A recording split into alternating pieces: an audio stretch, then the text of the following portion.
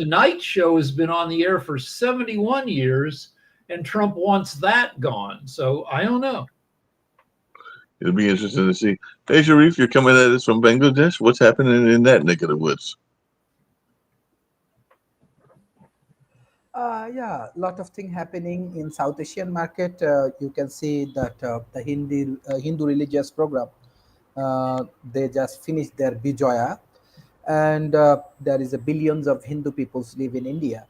On the other hand, cricket and cricket related activities, sports related activities happening. In terms of business, I want to say after the tariff and all of the immigration related challenge, Asia Pacific, South Asian market try to engage with these things. Besides that, I just want to share one good news from World Talent Economic Forum Institution.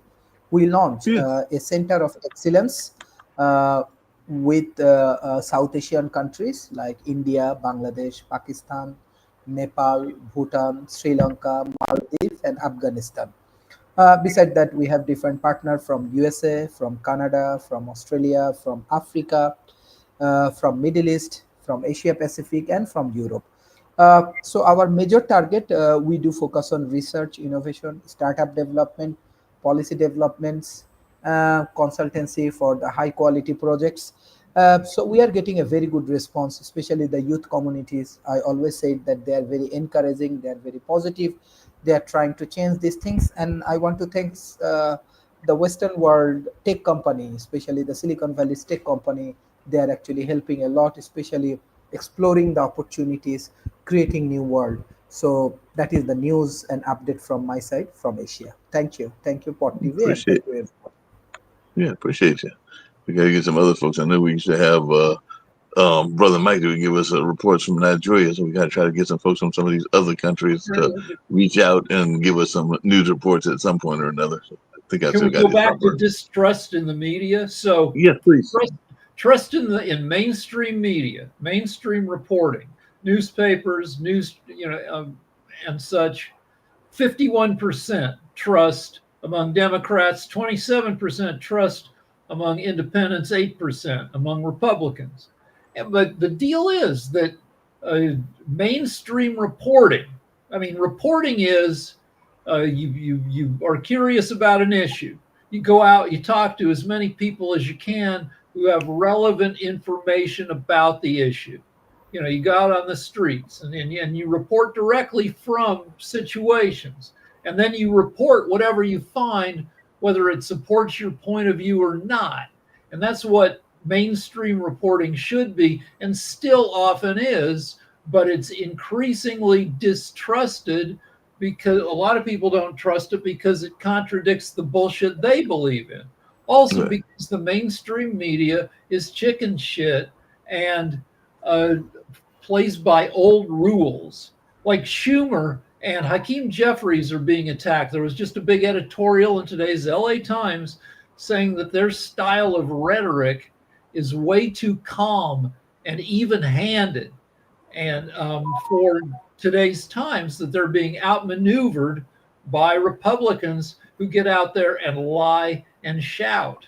And it's ditto for the mainstream media, where uh, they try to be fair and respectful. And so when people come on their shows, there are a couple Congress people, Republicans, who just come on and sling bullshit. And Mm-hmm. the correct response to that should be, quit coming on my show and lying, get off of my show. But no, they're treated with way too much respect, and which paradoxically leads to a lack of respect from viewers. Yep, no doubt about that and everything like that. So tell me what's going on in your world and what's chicken in your neck of the woods. What are you hearing people talk about? And has the government shutdown, I think it's day 3, impacted you yet? Well, I mean, yes, day 3, it's probably gonna. It's not. It may start impacting me a little bit later, but yeah, it's gonna impact everyone. I mean, from flights to everything else. I mean, it's just a bad situation that we're in, and it's not going to get any better until I hate to say it, the Republican Party comes off and actually negotiates. That's it. It's the Republican Party that's actually at fault at this. Um, and we keep falling into the trap of wanting to have the Democrats be they have to always be morally right. They always have to be morally this or morally do that. It's a new day and age. Right now, Trump is doing whatever he wants to, and the Republican Party is allowing him to do whatever he wants to. I mean, right now, in a time of political misery, we have to find satisfaction where we can. So we turn to Taylor Swift, whose new album is dropping, "The Life of a Showgirl." I don't know why it's dropping on a Friday. I don't albums usually drop on it anyway. It's out, man. Swift fans are wildly excited. People are debating whether we're at peak Taylor, whether this is the most famous she'll ever be, and now it's downhill from here. The baseball divisional playoffs are starting on Saturday, and so, like, that's what sports are for. Is when you're miserable in other parts of your life, you turn to sports. Yep, definitely turn to sports. And I know some people, I was watching a couple of days ago, folks were getting all excited because one of those talk shows had Doja Cat on. So Doja Cat was on, and another one had Lady Gaga, who apparently is now engaged or has been engaged for a while, but she was talking about how that has changed her life and her persona. So she's, I guess, calmed down with this. Michael Polanski, no relation to Roman Polanski. They spell their names differently, one with a Y and the other with an I. And of course, we know Roman Polanski was the kind of like banned from the country. Yeah, because he raped a 12-year-old girl. He gave her drugs and raped her in a hot tub. Right. The predator that did all of that kind of stuff and everything like that. Hey, Sasha, how's things going? I know we got the Ukraine-Russia show, and you got some stuff coming up, so the chess show will be a rerun on Saturday and everything. But what are you hearing about things going on in the European theater? In European theater, what's happening is that Putin is trying to completely disable Europe as a political entity. He is harassing the Europe, including Poland, Germany, Denmark, many other countries with the drones and some like this. Basically, the idea is very simple. Because Europe doesn't have the response which is required in this situation, it just doesn't. So therefore, Europe will, what Putin hopes, that they will get just sick and tired of all that and say that, okay, stop harassing us, we will stop sending arms to Ukraine, we will stop any help to Ukraine, just leave us alone, please, would you? And Putin will reply, well, okay. But remember, as soon as I'll find out that you send even €1 to Ukraine, we will increase this harassment tenfold.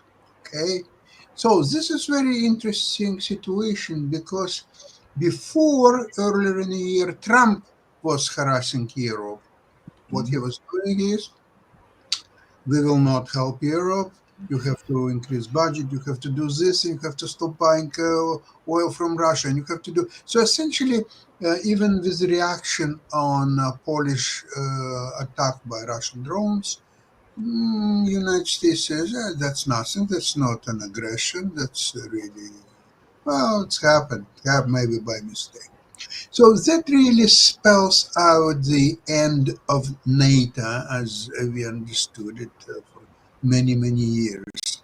And the reason Trump will be very, very delighted if Europe will be weakened by Russia and maybe other factors is that he would be able to conduct his aggressive policies, like going after Greenland.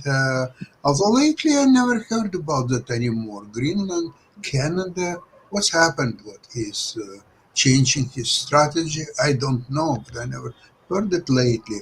However, I must admit, speaking about Canada, Canada is taking over U.S. international business. For example, like soya. all the contracts of delivering soya to China is U.S. is out of that business. It's Canada, it's Brazil, Argentina. With Argentina is very funny thing happened. U.S. farmers lost this year alone $20 billion. At the same time, Trump provided the exact number, $20 billion, to Argentina. So farmers are furious. So you're taking our $20 billion and you're providing that amount to Argentina. How is that so? Well, that's how it's so. If you you elected somebody, ask him what's happened. Okay. So there's a couple specific things going on with Russia and drones in Europe.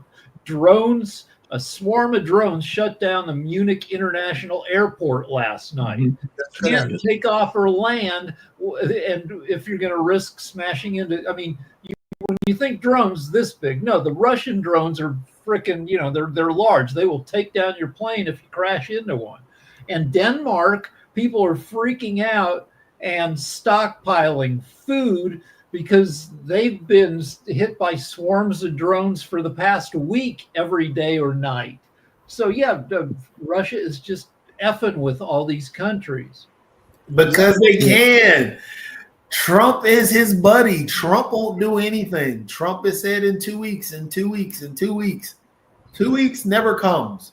So I mean, the deal, the one reason that people capitulate to Trump is that we still have 3 years and 3 months until we have a shot at getting a different president. And people look at that frickin' ocean of time between now and having a president who's not a crazy asshole, and they're like, well, we have to give these little concessions just to get. It's a huge misconception. I'm not even sure that there will be election next year, midterm election. I'm not sure that it's going to happen. Most likely Trump will send a regular U.S. army in all democratic states, and they will just arrest anybody, they will harass anybody. There will be no normal midterm election. And the latest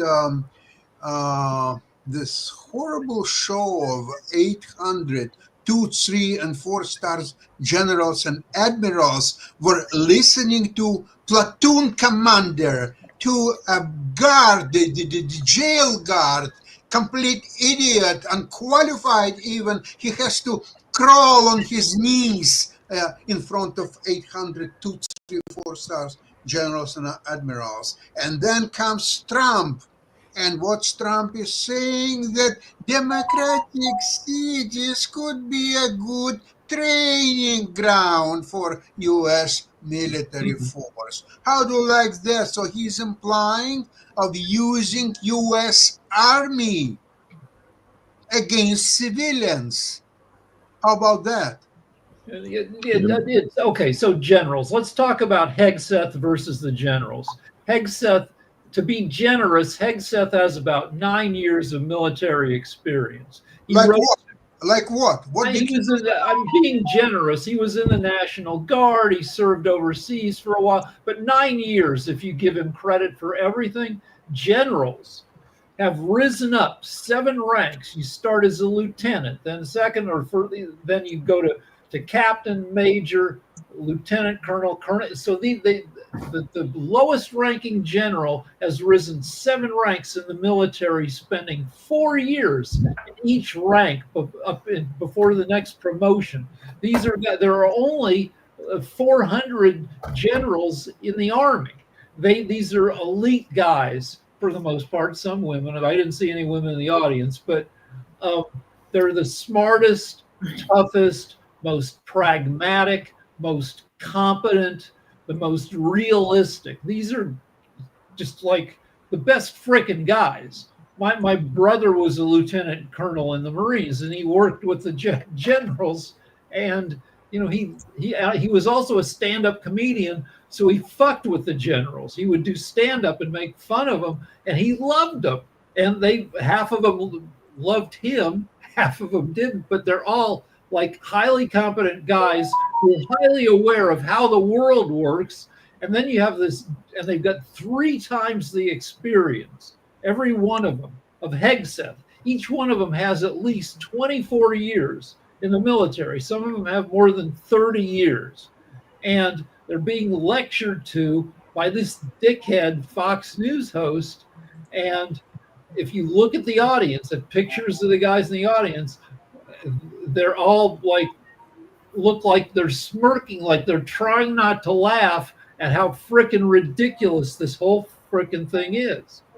But Rick, I mean, it's great that they're generals and all this other stuff, and I'm sure we all know generals and can come up and can tell stories. Like, you know, I went to my buddy's retirement, or my buddy's father's retirement in the Marine Corps. It's all great, but that doesn't matter, because the one who is unqualified is the one who is under the president. Right. Those guys have impunity. Nobody is stopping them. Nobody can stop them at this point when they want to do their stupid shit. The reason that you didn't really see any women in the or many, if not any women that were there, was because they're being fired by the man who's at the top. So it's just all the great anecdotes that we can talk about the generals and the best of the best. And well, I'm not saying that they could do anything. Yeah, but that's the situation. What some people are doing after that speech. The top Air Force commander, General Thomas Bussiere, announced his retirement Tuesday. After hearing this, he didn't say it was because of the speech. He said it was for personal and family reasons. Yeah, he gave that reason and everything. Just really quickly, and then we got. Hold on, this is the guy, the head of Air Force Global Strike Command. Yeah. This guy heard this bullshit presentation by Trump and Hegseth, and he's like, nope, can't do it anymore. Yeah.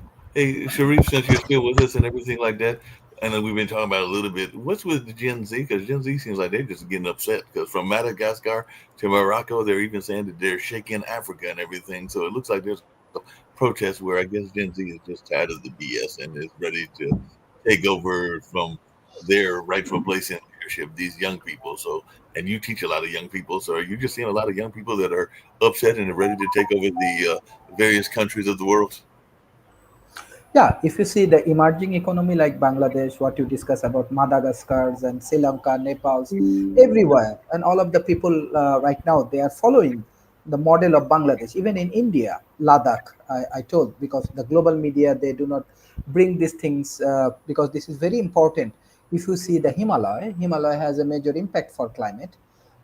And near this place, it has Ladakh, and there is a famous climate activist and scientist, Mr. Sonam Wangchuk. He is doing revolutions. Already Indian police arrest him, but they are actually doing the Gen Z doing revolutions for their job opportunities, for climate innovations, they are looking for democracy, especially Ladakh people do not have. All of the places, because try to understand the youth is the ultimately the major economical, political, as well as this technology-oriented decision maker. There is a huge youth populations in emerging economy. Even though USA has 42 million people. So I believe that this is very important time. Definitely, I want to give special thanks to the US corporation, especially the tech corporations, and the youth community. They understand they have their own power and they do not like corruptions. So I believe if the political people, the leaders, if they do not play according to the role, according to honesty, sincerity, the Gen Z gonna revolution it and they will take these things. that is the things.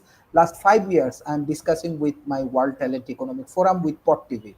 Again and again, I try to remember the growth, the opportunity, how they can contribute for the nation. So this is very, very important situations.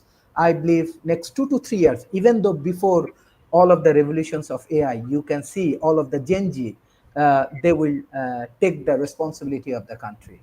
And it may possible happen in the Israel, it may possible happen in Canada, in USA, in Australia, because they are also a strong ally with this technology, with the social media, with artificial intelligence, and especially the political leaders, they are not performing very well. So the situation may change. What I call technocracy, I written a book on technocracy. It may happen. Yeah, So I can see that and or everything like. Yeah, definitely can see that and all along those lines. They're even saying Japan's next leader, maybe its first woman or youngest in its modern era. So we don't always talk that much about Japan, but they are still a economic player and everything like that. So they're saying that they could be doing that also. So they might have one of the youngest and a woman leader coming to office. And hey, Rick, what is your take on some of these strikes that are going on? Because it's not just here. I know there was some in Canada, and I even saw this sign that it was at the Eiffel Tower that said, "Due to a strike, the Eiffel Tower is Right. closed." Okay. We Okay. apologize. I have this thing I always say that France is set up for strikes. England to work. England set up for strikes to work. They're both small countries, 60 to 70 million people, much smaller geographically. And when people go on strike in France, people in other industries go on strike in solidarity. They shut down the whole freaking country. And it's not that big a country, so they go on strike. The country is shut down for 4 or 5 days, and we're like, we can't live like this. Give in, give them, what they're demanding, and then they go back to work. And this happens a couple times a year in France and England. The U.S. is freaking huge. The U.S. is 3,000 miles from east to west, 1,500 miles north to south. You've got a deeply divided population. You can't shut down the whole country when one industry goes on strike, which doesn't happen very often. Nobody else goes on strike in solidarity, and strikes go on forever. We had, when SAG and the writers went on strike in LA, and it didn't shut, that went on for 20 weeks. And so we're not set up for strikes to work in the US. But yeah, in these smaller European countries, they can be effective. They have a tradition of strikes working. Yeah, they definitely get that tradition. I did see there was some more news in terms of women. Well, can I say one more thing about the generals? Because people may not understand what makes a general special. The deal is that in the military, you have 2 to 4 years to study and perform and show you deserve to get an increase in rank, or else you're out. Right. And so if, say, you're a lieutenant colonel, you have 4 years to study everything you need to know to get promoted to full colonel, and you get evaluated every year. And if you don't make it, you're out. So every one of these generals has been through that 7 times. The more than half the people at each officer rank get fired after 4 years. These generals have managed to make it through 7 of those increases in rank and be the few that get promoted. Even among generals, you get fired. There are 250 one-star generals and only 110 two-star generals, which means that more than half of the one-star generals get fired after 4 years. So you can imagine that the people who are left after decades of going through this, imagine having a job in an insurance office, or you in radio, where you have to fight for your job every couple of years and demonstrate. Like you said, I have a cousin that made it up to lieutenant colonel, so I know the system and how it works. And you were right; they get a certain amount of shots, and if you don't make it, then you wind up going, as my cousin Emmett did, into like work around warp technology and now running for political office himself and other things along those lines. So he used that knowledge that he gained to go into other fields. So even if you don't make it, a lot of times you still make it in other fields along those lines. Just a quick question for y'all: does this Band-Aid approach of naming people when you're in trouble actually work? Because I saw that the Church of England, which had a number of scandals, is now named their first woman Archbishop of Canterbury. So that sounds like it's a Band-Aid to kind of like apologize for some of the injustices that they did in the past by naming this woman to be the head in that particular province. I think Canterbury is the I province. don't know. Does the Church of England have the same trouble that the Catholic Church did? No, they had some severe scandal. I'm trying to remember what the scandal was, but yeah, they had some serious scandal, and I think it was similar to what was going on. Let's see, we'll pull that up. I know they had some major scandal that they were going through and everything along those lines. When I'm trying to pull that, I want to see this other story because apparently Luxembourg has crowned a new Grand Duke after the former Grand Duke abdicated. The former Grand Duke abdicated and passed the throne to his son. So they kept it in the family. They did like the Trumps. They kept it in the family. Well, wait a second. Like she might have gotten her. I'm looking at an article about her, and she probably got appointed because of her extreme competence. Because all right, so in 1999, this Archbishop became the youngest ever chief nursing operator of the NHS, the whole health system of Britain. And at that point, she was like, I need a career change. So she left this high-ranking job to become a bishop. And so like she probably got appointed because she's super competent. And yeah, maybe it's making that's up what we were for talking about, past this years, notion of folks. but she's apparently really good at her job. Yeah, apparently she's really good and all along those lines. Because, like I said, it's the first time a woman has been chosen as the spiritual leader of the Church of England, which is what that is. But yeah, they apparently have divisions, like a lot of churches do, over the treatment of women and LGBTQ people, and they will have to confront concerns that church leaders haven't done enough to stamp out the sexual abuse scandal. So yes, they are like the other churches. They have had some. So here's what the article says. She has been a calm and competent administrator of the sometimes fractious and divided Diocese of London, helping modernize and professionalize that institution after 2 decades under her more old-fashioned predecessor. You're right. They've been disrupted by turbulence and scandal. And they wanted somebody who's a good leader, and she's proven herself. Yeah, she definitely looks like she's proven herself as a leader and everything. Hey, Sasha, what's your thoughts on this $200 billion y'all are about to get Ukraine? So apparently that's Europe's emerging plan, and I'm sure you're going to talk about it on the show that's coming up and everything, but apparently it's going to be in Russian money. So if y'all going to get $200 billion that I guess the Europeans had in order to get some more advanced weapons and things along those lines. So of course, Russia's crying. They're saying the EU proposal on loans and reparations to Ukraine is crazy and that it will draw a tough response. You there, Sasha? No, Sasha not here. Sasha not there. My fault. He's probably getting ready. I don't know if you guys saw or even talked about it. I just saw that, Lebanon got $230 million right before the government shut down. Lebanon did? Yep. From the Trump administration? Yep. What are they getting in return? Or what are we getting in return? It's supposedly to help with a ceasefire between Israel and Beirut. Oh, okay. But think about it. Argentina got 20 million.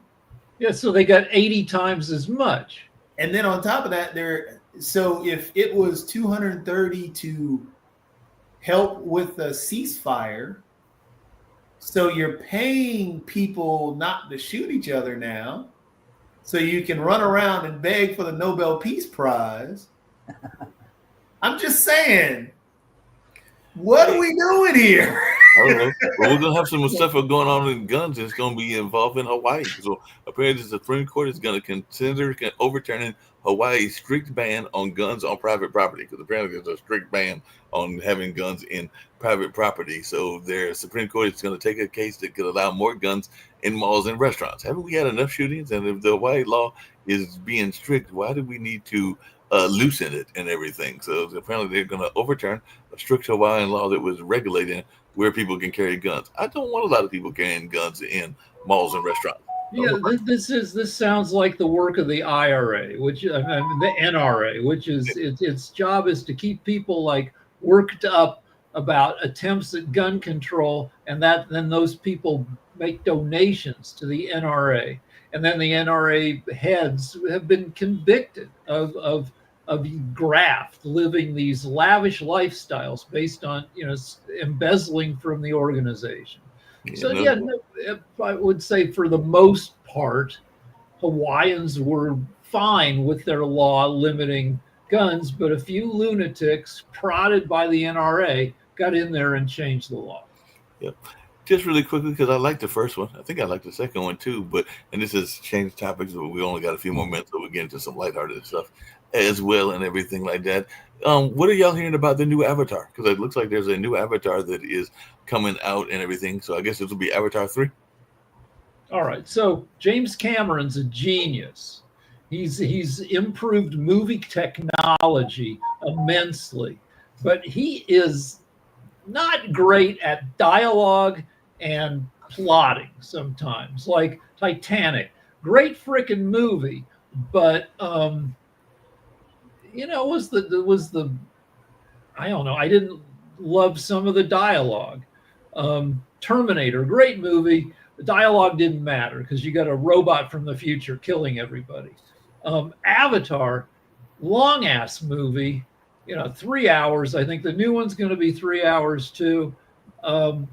It gives you too much time to like listen to the words coming out of the characters' mouths and be like, come on. Like Cameron should get Tarantino in to script doctor his scripts and make the dialogue more fun. But so it's going to be like every other Avatar movie. It's going to be 3 hours of adventure. It's going to be too long, but visually spectacular, and plot wise a little bit standard. You can't be good at everything. So when the first Avatar came out, they had already announced that there were going to be about 7 of them. And this is just number 1, 2, 3. They're going to travel different areas of Pandora and show different cultures and stuff like that. That was the whole point of Avatar in the first place. So I'm happy he's doing it. It's going to be visually stunning because he's pushing 3D technology. However, number 4 and number 5 will probably come out in the next it'll be announced once this one hits. Then that'll come out in the theater another year or 2 later, because my guess is the production's already on to number 3, 4, and 5. Because he's making a giant. It's just a matter of upgrading the technology because it's all CGI anyway. Right. Well, let's compare Avatar to The Boys, which is a series on Prime about superheroes who are corrupt and insane, and that show does its best to give you to see what it can do to get crazy stuff onto the screen. For instance, they got a spin-off series called Gen V, where a character has a superpower that she can shrink herself. And the way she shrinks is she's got bulimia. She pukes. She feels bad about herself. She throws up, and then she shrinks to 6 inches tall, which is that's an interesting way to do it, and an effed up way to do it. And in this last episode, she shrunk and she ended up in a sewage system and had to crawl up through a toilet. And they had a shot of an actual guy sitting down to poop, and you saw his balls. An actual actor's, they got some actor It was shot from inside the toilet. Now that's crazy, and maybe not something everybody would want to see, but it's like, whoa, you've never seen that before. Avatar would never show somebody's balls. But that's not really new. I mean, we've seen. I mean, you watched what is it? I mean, Porky's Revenge and all the other Porky's movies. Yeah, okay, but Porky's, that was an intentional sex gross out movie. Yeah, I mean, some movies are movies. The thing about The Boys and The Boys is written really well, and that's the thing about The Boys. Yes, stuff happens, but the stuff isn't really the selling point. It's actually the storyline that's the selling point. But people get enthralled and thrown off by the wow factor of the deal is, in a Marvel movie, you never see anybody's balls. And I fall asleep in every Marvel movie. They're all 2.5 hours. I fall asleep 90 minutes in, and I wake up. See, Rick, I got to show you some movies then, because there's some good Marvel movies. Okay.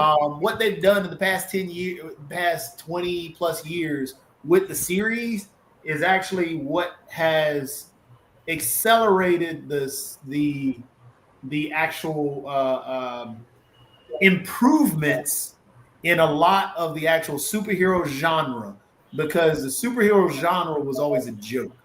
But what Marvel was able to do in terms of telling the stories has improved, because DC, for example, DC used to be great at making movies. That was Superman. Superman was always better than anything that Marvel had put out. But then it switched, because what Marvel started doing was actually diving into the characters and really telling the story of what Marvel was about. For example, comics, and this is why it's always hilarious to me when people like The Boys, if we go back to that. The Boys was an obvious spoof on our society, and how like Homelander was Homelander is Trump. Homelander is frickin' Trump. But people did not see that. The MAGA wing of the party, or the MAGA wing and the Republicans, didn't see that. They didn't understand that. And then once it clued in, oh, they're being woke. No, it's because you're just missing the reality. All I'm saying is that Avatar is ponderous compared to some of this crazy stuff. Like James Gunn, the director, he runs the whole DC superhero universe. He made Superman, which is a pretty straightforward, it's got some fun touches, but it's still pretty wholesome. At the same time, he's made Peacemaker, which is like, in his world, there are A-level superheroes: Superman, Batman, Wonder Woman, and then there's the D-level superheroes, and those guys are D-level because their powers are crappy, and also they're terrible people, and Peacemaker has crazy crap going on. But that's comics, and that's the beauty of comics and cartoons. Like, in Marvel, you've got your B or C level characters that aren't your dominant characters. Like Iron Man is your top tier. The most you got Spider-Man, your top tier, but you also got Black Panther, top tier. But then you got Luke Cage. All right, but here's what I'm saying. Here's what I'm saying. So Peacemaker goes for an interview to be added to a lower level justice team, where he's interviewed by Green Lantern and a couple other guys, and this Green Lantern is an asshole. Yep. And they shoot Peacemaker down. Peacemaker is John Cena, America's hero, like a guy known for standing for everything that's good. But as Peacemaker, he's an a-hole. He doesn't make the team, so he goes on a drug binge, and they cut from him sad in a parking lot after failing his interview to him back home surrounded by 20 naked people having sex with each other. It's insanity. And But that's comics. That's the fun thing. So, like, for example, there are different universes in Marvel. If you take Iron Man, if you look at Iron Man Supreme, if you ever read that, that's more or less Iron Man is, I mean, he's got this nanobot technology that's amazing, but he's not really that much of a drunkard as he is in some of the other ones. But even worse, he just destroys everybody because he just is like a god. So what all this comes back to my original point, which is Avatar needs more freaking insanity, more Deadpool, more satire, more little moments, and that otherwise you get these bloated, overblown movies like Marvel. Every like the $200 million superhero movies. They bring in a ton of script writers with different specialties, and they give you snappy dialogue, and they give you fun moments besides the moments where everybody's fighting. Yeah, and I think Avatar is a different animal. It's a more dialogue-driven animal than the other one. Like, people were upset. So if you take a look at Fantastic Four that just came out, and I don't know if you've seen it yet, but Fantastic Four was a dialogue-driven movie. It had action, but it was more about the dialogue and the narrative and what they were saying. It was more characteristic of the Fantastic Four people were looking for. The more action-based Fantastic Fours were garbage, and they weren't written well. It was all about explosions and, hey, we're going to show off the Silver Surfer, but it wasn't about that in this one. So it's all in how it's written. And I agree, Avatar needs to be written a little bit better in terms of expressing what it wants to express. But I think it's another one of those. It's an experience movie rather than it's, hey, we're going to go out in this action-packed. It's still a narrative-driven experience. And on that note, Jovi, got to get us out of here. We got the Russia and Ukraine show and everything like that. Everybody. All right, bye.